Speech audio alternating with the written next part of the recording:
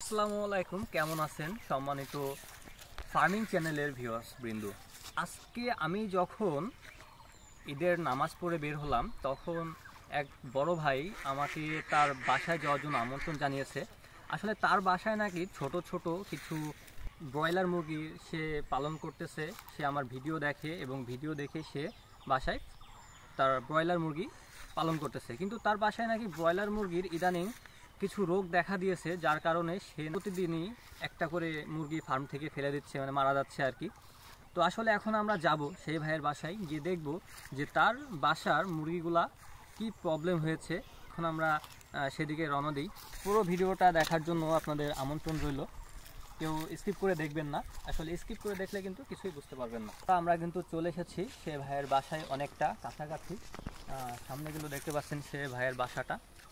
তো এখন আমরা যেটা করব, তার ফার্মে যাব, তার ফার্মে গিয়ে দেখব যে আসলে তার ফার্মে মুরগিগুলো কী সমস্যা হয়েছে। মুরগিগুলো যদি সেম প্রবলেম হয়ে থাকে তাহলে অবশ্যই ভিডিওটা আপনার জন্য, এবং এখান থেকে যদি আপনি উপকৃত হন তাহলে আমাদের ভিডিওতে অবশ্যই একটা লাইক করবেন এবং ভিডিওটা শেয়ার করতে কিন্তু ভুলবেন না।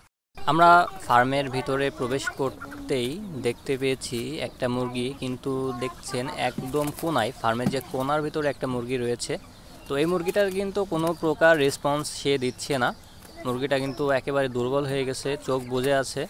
এইদিকে যদি আমি একটু দেখি, এই মুরগিটার কিন্তু নাকের ভিতরে তার লিটারটা লেগে আছে। এই মুরগিটা কিন্তু দেখতে পাচ্ছেন হা করে সে নিঃশ্বাস নিচ্ছে চোখ বন্ধ করে, তার কোনো রেসপন্স সে দিচ্ছে না। আমি হাত দেওয়ার পরেও কিন্তু সে জায়গা থেকে নড়তেছে না। তো এইদিকে আরেকটু যদি দেখি, একটা মুরগি কিন্তু লিটার খাচ্ছে, সে কিন্তু তার খাবার খাচ্ছে না, লিটার খাচ্ছে। এদিকে যদি আমি একটু দেখি খেয়াল করে, যে মুরগিগুলা এক কোনায় ঢেবেছে, আবার দেখতে পাচ্ছি যে এর ভিতরে কিন্তু সে দেশি মুরগির বাচ্চাগুলাও রেখেছে। আপনারা যে ভুলগুলা করেন সেগুলো হচ্ছে হাত পা না ধুয়েই ফার্মের ভিতরে প্রবেশ করেন।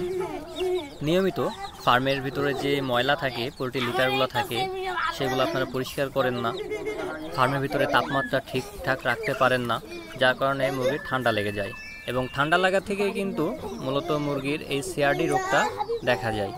তো আপনার পোল্ট্রি ফার্মে সিআরডি রোগ হয়েছে কি না আপনি সেটা কিভাবে বুঝবেন? সিআরডি রোগের প্রধান যে লক্ষণগুলা সেগুলো হচ্ছে মুরগি ঝিমোবে, তারপরে আপনার মুরগিগুলা কিছু খাবে না, অল্প সীমিত আকারে খাবে, পানি বেশি করে খাবে, চোখের কোণে রক্ত জমে যাবে, চোখের নিচের পাপড়িগুলা নিচের দিকে আস্তে আস্তে ঝুলে যাবে, মুরগির কিন্তু ওয়েটটা কমে যাবে।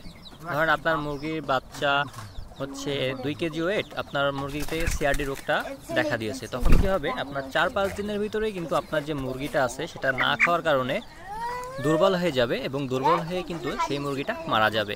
তো বন্ধুরা, এই রোগটা যদি আপনার ফার্মে দেখা দেয় তো যত দ্রুত পারেন এর ট্রিটমেন্টটা আপনি শুরু করে দিবেন। অন্য কোথা থেকে আপনি এর ট্রিটমেন্ট নেবেন না, শুধুমাত্র যেখানে এর সঠিক ওষুধ বেচে, যে ফার্মেসি আছে, বড় বড় ফার্মেসি, সেখান থেকে কিন্তু আপনি ওষুধ কালেক্ট করবেন। এবং কি কি ওষুধ কালেক্ট করবেন সেটা কিন্তু আমি এর পরের ভিডিওতে দিয়ে দেব। আপনার যারা এই রোগের ওষুধ সম্পর্কে জানতে চান তারা অবশ্যই পার্ট 2 লিখে কমেন্ট করে যাবেন, এবং ভিডিওটা অবশ্যই বেশি বেশি করে শেয়ার করে দিবেন। তো বন্ধুরা, আজকে ভিডিওটা এই পর্যন্তই। সবাই ভালো থাকবেন, সুস্থ থাকবেন। আল্লাহ হাফেজ।